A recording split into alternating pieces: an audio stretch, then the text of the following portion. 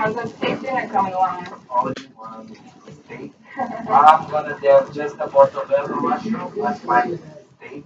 Chef only take away my steak. Chef General take away my kitchen. So I gotta make all salad to go with the real portobello and a little bit of real potatoes. How's it looking out in there? It's just the potatoes gonna take up more. This what it is. How are you guys doing with the steak dinner? We have a steak over The there. cold chip beef's incredible. Just wait till you taste it. The mouthfeel is just to die for. The chip beef's a disaster on a plate, so I have to do whatever I can to disguise the flavor of this.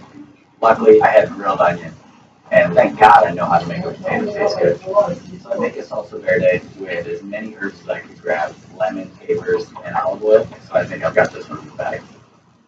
What's so quiet, Gary? Y'all supposed to be on the date over there. Chef Corey took away my beef ribeyes and left me with these steak scraps. I'm going for a classic steak dinner. I lightly toss my steaks. I lightly glaze them with a little oil, and I put them under the oven to really bring them up to par. Flavor a little cognac. So, A lot of sweetness in there. Gotta be careful about that kind of thing. with some I like to call a little in the jar. I tasted my steak. It wasn't as cooked as I wanted. It was definitely rare, but at least Chef Enzo's across the table struggling for me. So hopefully I can just put together a more complete dish than he can. This beef show was gonna do it eventually. At this point, I look into the dish. Not a steak. That looks good. Chef, so 2 minutes left. Hurry! Oh, look at that. It's incredible. Belmar is perfect.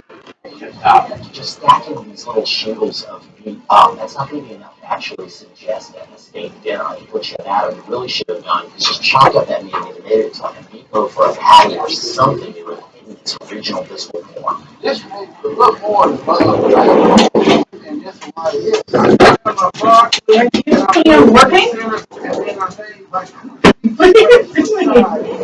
I'm trying to do Pride Month, but since I don't have the makeup to do it, I'm going with my paint. So yes, I'm essentially putting on more paint.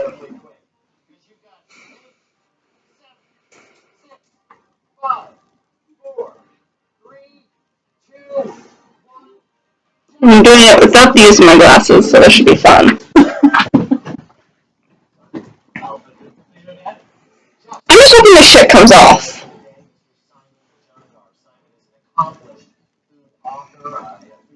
Red, yellow.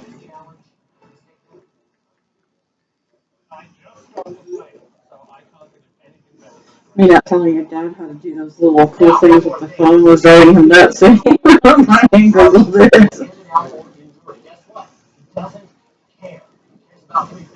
it taste good? Does it look good? Does it remind you of a steak dinner? That's all there is to it, right? Yes. Let's taste it. Chef Enzo, please tell Simon about your take on a steak dinner. So I want to give back to Hollywood. A lot of vegetarian here. So I made a portobello steak dinner. Chef, I do like the idea of using portobello because a lot of people want that chunky protein bite, but they're not going to eat meat. But I am having some real problems. These potatoes are very undercooked. They're charred on the outside, they're rock solid in the inside. I don't want to be the first one to go home. If I go home, I'm becoming a mechanic. I stop cooking. So Corey, please tell Simon about your dish. It's orange then yellow. Merlot glazed New York strip. What are you asking me? Herb zucchini squash.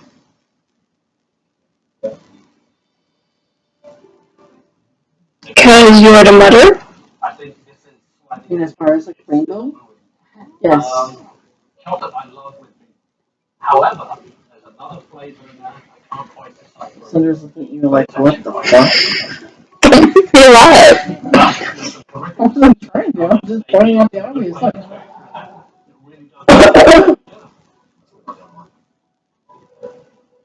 Simon, this is Chef Adam. Yeah, no, she looks like a weirdo. I am a weirdo, and I'm proud of it. Obviously. If I went to a steakhouse and they brought this out, I would be ever so cross. I don't think she likes me doing this. Mm. So it seems particularly tidy.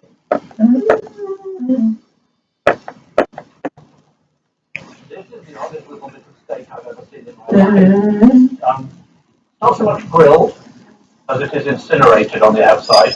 And then on the way, it's the same way. But I think your potatoes are one of the best things I've eaten in Tesco kitchen. I love the fact that they're crunchy on the outside and pumped in the middle. That's just what I want. Son, Chef Gerard. Chef Gerard, it's amazing. Alright, it's a tenderloin, drilled with Excuse you. sauteed brown noodle with black pepper and salt.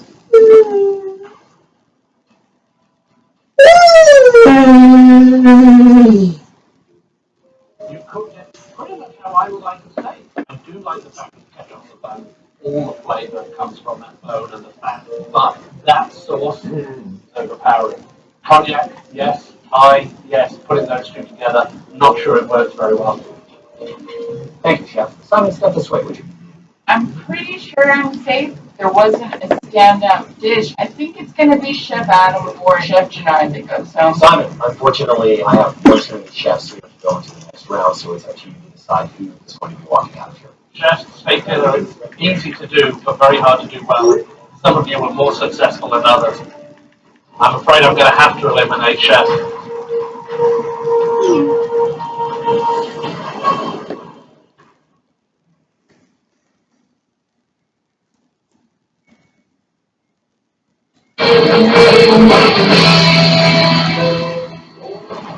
I'm afraid I'm going to have to eliminate Chef.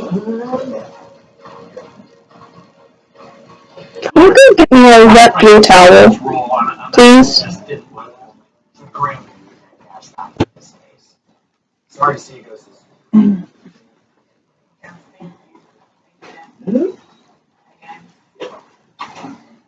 Most stressful thing I've ever been on.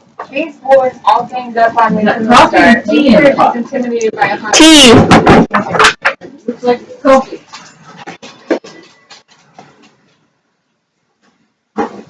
Congratulations on surviving the first round of Cutthroat Kitchen. Second, Erica. Biscuits and gravy. These cats must have known I came from Chattanooga, Tennessee, home of big biscuits and home of country style gravy. You can handle it. Biscuits and gravy. You're going to have 60 seconds to shop for all of your. You're flipping. Yeah, my eye doesn't like the fact that I put paint around it. I wonder why.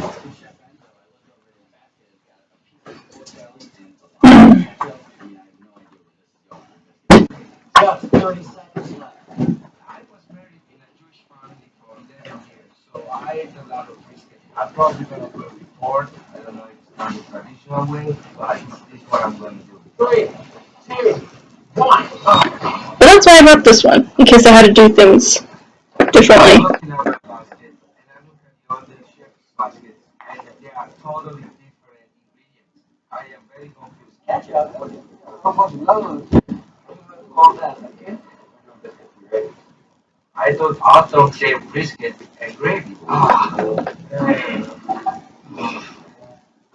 I misunderstood the biscuit, the brisket, and now I don't have ingredients to make biscuits.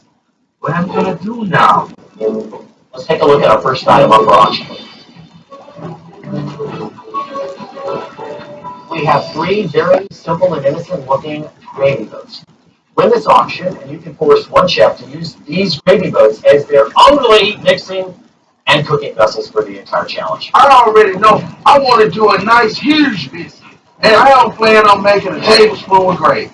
25, the high bid. $3,000 to check out. 3,100. High bid goes back to $32. $32. Now the high bid 33. I hear 34. $4,000. $4,000. Chef Adam. Yeah, I cooked these small things before, so I wasn't worried about that. 41. 42. The gravy boats are so small that I think that it's probably possible. Sold. Chef Janard, bring me my money, please. All of their mixing. All of their cooking. I appreciate that. Stick a fork in Chef Adam. He's done. I have one more item up for auction right now. Let's have a look. I have here a completely conventional whisk. Very useful tool for gravy. I don't really think this one's going to do. Nope. This is more like it. Win this auction, you can force one chef to use this as their only hand tool for the whole challenge. The good thing is that I've still got 25K left. I'm not losing this auction. 3,000. 3,000. 31. 4,000. Chef Adam now has a high bid of $4,000. I stopped bidding on the item because, you know, the little chef does have a compassionate side. And I'm thinking he got those little baby gravy bowls. It's no point in making an innocent little lamb stir with a whisk that pig. Sold, Chef Adam, $4,000. Bring me my money. Yes! Now, you'll have to use this and only this. It's our challenge. It's a big piece of wood that's literally tall as me. There's no way you can turn your butter and your flour into it. Don't give me that. Please don't.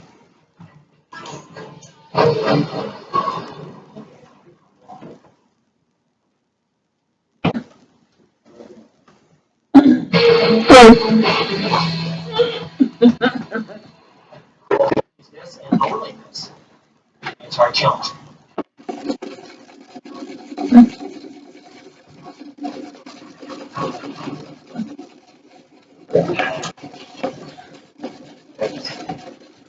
So I know Angela doesn't have a way to make biscuits, and she's got this piece of pork belly. I mean, he's got to cut that somehow. You can't cut it with a whisk. Biscuits and gravy. Half an hour. Make it good, make it fast, make it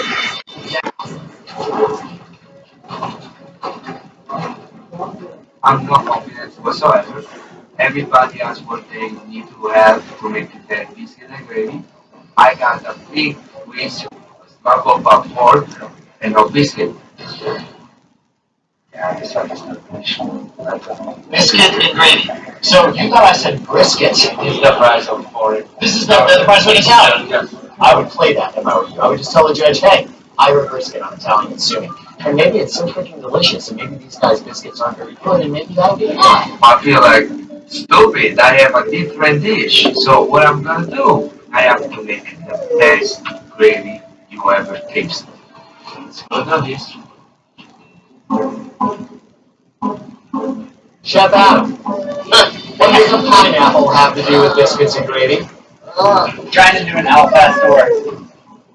Really? Yep. With biscuits and gravy? Biscuits and gravy. I've got this great idea for an al pastor biscuits and gravy. So I chop up my chorizo to start making my gravy, and I get that in the gravy boat to start rendering out all the fat. Super excited. So I get all the fat, and I need flour and I need the milk. I start mixing those together to start making the rest of the gravy. What you could do, you know, go ahead on the full bid. And if I don't make it to the next round, and this is what I'm up against, I must be in Area 51 because there gotta be a conspiracy theory. What you gonna do with the pineapple you got over there? Hopefully you're gonna find out when you're walking out tonight. Walking out laughing at you. The first thing that I want to make this nice, beautiful, fluffy buttermilk biscuit. So I get me a nice solid dough going by mixing in all my flour. That's what I took bringing along with for Christmas. A mixer. I'm seeing it blending up. I'm seeing it mixing right. Shit, you may have something good going here. When I eat biscuits, I'm like, seriously. As y'all can see, I'm still a growing boy. Then I put them in a nice old school cast iron skillet. I pop those biscuits in the oven and let them bad boys rise till the sunshine. Hey, Whiskey. What's that, man? You wish you had that one, huh? You didn't even touch it before the done. I was just trying to opposite end of it. I'm making my gravy. I have my beef stock, ketchup, witcher sauce, powder of chocolate. It's very delicious. Consistency is there. I need the window again.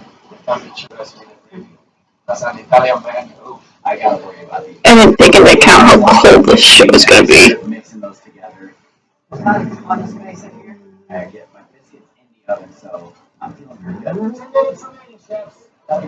Whatever it's going to be. My ultimate goal was for my gravy to seduce my biscuits.